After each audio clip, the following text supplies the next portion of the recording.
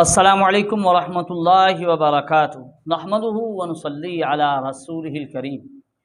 ناظرین کرام، یہ تصویر جو آپ کو نظر آ رہی ہے یہ ہیں ڈاکٹر عبدالحفیظ سموں صاحب، جو اپنے آپ کو اہل الحدیث کہلواتے ہیں، ان میں سے ہیں، یعنی غیر مقلدین میں سے ہیں، پاکستان سندھ کے ہیں، بدین سندھ میں بھی بدین سے ان کا تعلق ہے۔ ان کی جو تنظیم ہے جمعیت اہل حدیث، ان کے بھی کوئی عہدیدار ہیں یہ ڈاکٹر عبدالحفیظ سموں صاحب۔ کچھ وقت یہ بہت بڑی باتیں کیا کرتے تھے، یعنی بڑے بڑے ان کے دعوے ہوا کرتے تھے، فقہ حنفی یوں ہے، علماء دیوبند کے متعلق ان کے بیانات اور خود کو حق پر یعنی ثابت کرنے کے دعوے اور علماء کو چیلنج کرنا، بہت بڑی باتیں ہوا کرتی تھیں۔ لیکن اب یہ علماء دیوبند سے بہت ہی ڈر رہے ہیں، ان کو یوں سمجھو ان پر ایک ڈر چھایا ہوا ہے اس غیر مقلد ڈاکٹر عبدالحفیظ سموں پر۔ یہ میں اپنی طرف سے بات نہیں کہہ رہا، آپ کی خدمت میں اس چیز کو پیش کر رہا ہوں۔ کسی دوست نے، کسی محسن نے کوئی آڈیو کلپ بھیجی ہے، وائس میسیج جو واٹس ایپ پر کرتے ہیں ڈاکٹر عبدالحفیظ سموں کا، اس میں یہ ایک ترغیب دے رہے ہیں اپنے بندوں کو جو غیر مقلدین ہیں، غیر مقلدین کو ترغیب دے رہے ہیں۔ وہ ہم آپ کو وقتاً فوقتاً سناتے ہیں اور اس پر گفتگو کرتے رہتے ہیں۔ ڈاکٹر عبدالحفیظ سموں نے اس میں جو وضاحت کی، آپ توجہ سے سنیے گا، آپ کو پوری بات واضح ہو جائے گی کہ اس وقت یہ غیر مقلدین، ان میں خصوصاً یہ ڈاکٹر عبدالحفیظ سموں، کتنا گھبرا رہے ہیں علماء دیوبند سے، علماء سے ان کو کتنی پریشانی ہے، اس چیز کا آپ کو بخوبی انشاءاللہ اندازہ ہو جائے گا۔ تو آئیے ہم سنتے ہیں ڈاکٹر عبدالحفیظ سموں کو کہ وہ کیا کہہ رہے ہیں۔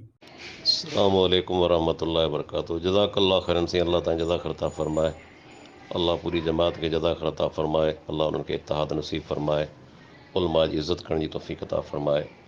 ہکڑی ॻाल्हि ज़रूरु कंदुसि अलहमदुलिल्लाह असीं तजुर्बो रखूं था काफ़ी दावत तबलीग जे मैदान में कि देवबंदी कॾहिं बि अहल हदीस जो माना ख़ैर ख़्वाह न थींदो, बल्कि जिते बि असांजी तबलीग हूंदी आहे रुकावट इहे पैदा कंदा आहिनि, बरेलवी कोन कंदा आहिनि, हीअ सुन्नत जा दुश्मन आहिनि। تو ناظرین کرام، آپ نے سنا کہ ڈاکٹر عبدالحفیظ سموں سندھی میں کہہ رہے ہیں کہ یہ جو علماء دیوبند کے متعلق کہتے ہیں کہ یہ دیوبندی کبھی یعنی اہل حدیث، یعنی اہل الحدیث کا، یعنی غیر مقلد خیر خواہ نہیں بنے گا، بلکہ جہاں ہم تبلیغ کریں گے یہ رکاوٹ بنے گا۔ بھائی کیوں رکاوٹ بنے گا؟ جبکہ آپ تو کہتے رہتے ہو نا، کوئی ہمارا سامنا نہیں کر سکتا، کوئی ہمیں جو ہے نا وہ دلائل میں کمزور نہیں کر سکتا، پھر رکاوٹ کیوں بن رہا ہے یہ؟ اب کہتا ہے بریلوی جو ہے وہ اتنی مخالفت نہیں کرتا، یہ کرتا، یہ سنت کے دشمن ہیں، یہ کہتا ہے۔ اب مجھے بتائیں، آپ دیکھیں گے کہ سنت کے مطابق داڑھی بھی علماء دیوبند کو ان کی تو نہیں ہوتی، ان کے بال بالکل ہی کاٹ دیتے ہیں، بعد پاؤں سے بھی نیچے لٹکا دیتے ہیں، ان کے سر بھی ننگے ہوا کرتے ہیں۔ علماء دیوبند کے سر پر عمامہ ہوتا ہے، ٹوپی ہوتی ہے، اور لباس بھی سنت کے مطابق ہوتا ہے، لیکن ان میں یہ چیزیں نہیں پائی جاتی۔ تو سنت کے دشمن کون ہیں؟ بہرحال تو عبدالحفیظ سموں صاحب کہہ رہی ہے سنت کے دشمن، یعنی اپنی طرف سے کہہ رہے ہیں نا، یہ تو ان کے کہنے سے تو کوئی دشمن سنت کا تو نہیں بنتا، اگر اس نے کہہ دیا تو اسی طرح ہوگا، یہ نہیں ہے۔ لیکن چلیں آگے سنتے رہتے ہیں کہ عبدالحفیظ سموں آخرکار ان کے دل کے اندر کیا بات چھپائی ہوئی ہے وہ سامنے لائیں گے، ہم سنیں گے۔ تو چلیے آگے سنتے ہیں کہ عبدالحفیظ سموں صاحب کیا کہتے ہیں۔ इन्हनि तकलीद जे करे सभई हदीसूं उन्हनि तर्क कयूं आहिनि ऐं इन्हनि माण्हुनि जो अक़ीदो बातिल आहे। ही माना त जहमिया जा हुलूलियो जो अक़ीदो रखनि था त अल्लाह हर जाइ ते मौजूदु आहे, जेको बातिल अक़ीदो। उनखां पोइ अल्लाह ताला जे अर्श ते इस्तवा जा मुनकिर आहिनि। उनखां पोइ ही माण्हू जेके वास्तनि वसीलनि जा क़ाइल आहिनि, ही तावीज़ जेके आम तौर ते थियनि था तिन जा क़ाइल आहिनि। ऐं माना त इन्हनि जो अक़ीदो त माना ईअं चइजे त बिल्कुलु सलफ़ सालिहीन जे अक़ीदे खां माना हटियल आहे۔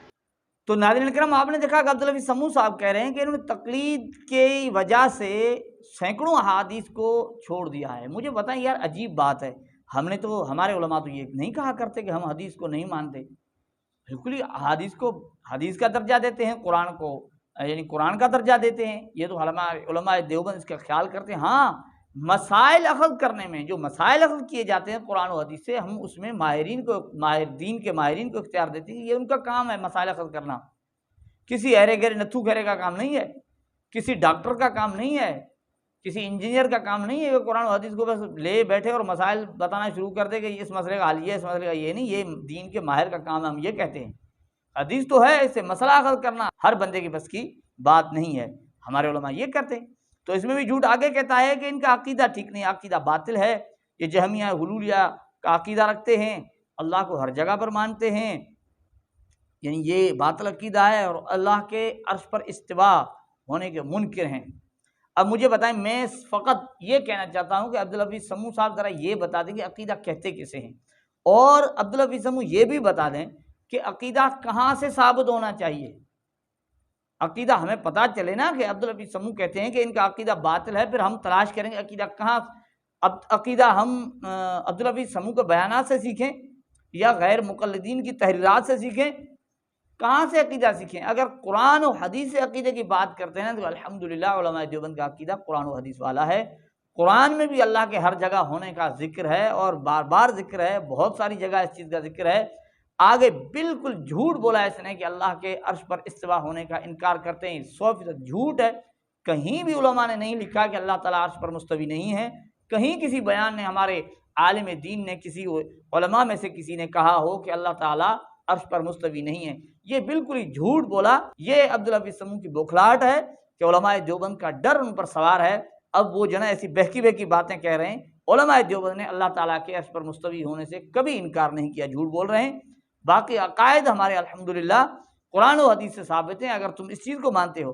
ہاں، تم اگر کہتے ہو کہ عقائد وہ ہونے چاہیے جو عبدالحفیظ سمو کہے، یا عقائد وہ ہونے چاہیے جو زبیر الزئی کہہ رہے ہیں، یا عقائد وہ ہونے چاہیے جو تمہارے محمد عاقل صاحب وہ کہہ رہے ہیں، تو بھئی ہم ان عقائد کے قائل نہیں ہیں، ہم ان عقائد کے قائل ہیں جو قرآن سے ثابت ہیں اور رسول اللہ صلی اللہ علیہ وسلم کے فرمان سے ثابت ہیں۔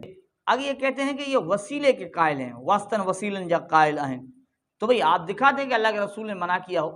احادیث سے ہمارے علماء تو ثابت کر رہے ہیں کہ وسیلہ جائز ہے، دلائل پیش کر رہے ہیں، احادیث سے یہ چیز مل رہی ہے، لیکن آپ اس چیز کا انکار کر رہے ہیں۔ آپ دکھا دیں، کیونکہ آپ کہا کرتے ہو نا، ابھی تمہارے وہ محمد عاقل بھی کہا کرتے کہ ممانعت کی کوئی دلیل نہیں، تو آپ ممانعت کی کوئی دلیل دکھا دیں، پھر اتنی لمبی چوڑی باتیں کیا کریں۔ لیکن ناظرین، ہم آگے چلتے ہیں، جو خاص بات ہم آپ کو بتانا چاہتے ہیں، سنانا چاہتے ہیں، سمجھانا چاہتے ہیں، اس کی طرف تو آئیے چلتے ہیں کہ آگے عبدالحفیظ سمو کیا کہہ رہے ہیں۔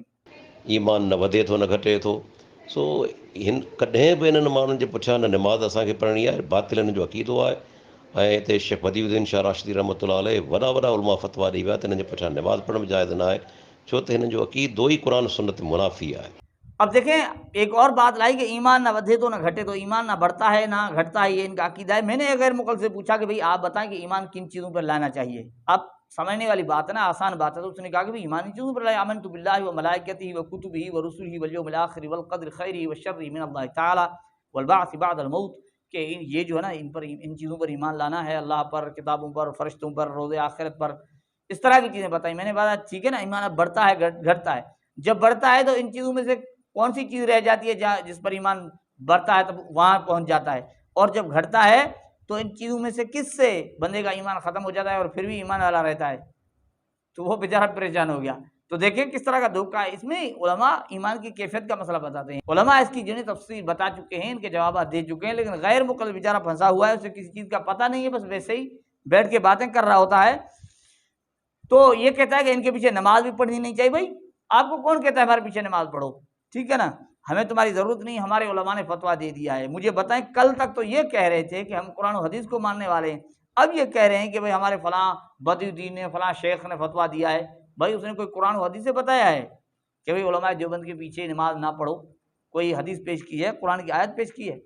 آپ کی باری آتی ہے، آپ کو اجازت ہے نہ قرآن نہ حدیث، بس یوں ہی بات کر لیتے ہو، لوگوں کو یہ کہتے ہو، اور یہی بات آگے آ رہی ہے جو عبدالحفیظ سمو کا ڈر ثابت ہو رہا ہے، جو چیز ظاہر کر رہے ہیں۔ آئیے سنتے ہیں کیا کہتے ہیں عبدالحفیظ سمو صاحب۔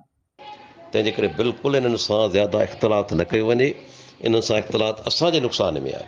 छो दावत तबलीग जी दावत अलहमदिल्ला हुअणु खपे, आम माण्हू ताईं दावत तबलीग असांजी बिल्कुलु हुजे, भले देवबंदी बरेलवी केरु बि हुजे, पर इन सां मोहबत वारियूं माना त इहे तालुक़ो मौलवियुनि सां जेके कटर माना मुतसिब मौलवी आहिनि, इन में असांजो नुक़सानु आहे। यादि रखी छॾियो, खीर में पाणी मिलाइबो त खीर जी क़ीमत किरी पवंदी, सोन में खोट मिलाइबो त सोन जी क़ीमत किरी पवंदी। اب کریں اس لیے ان سے اختلاط نہ کیا جائے، اور ان سے اختلاط جو نا ہمیں نقصان دے گا۔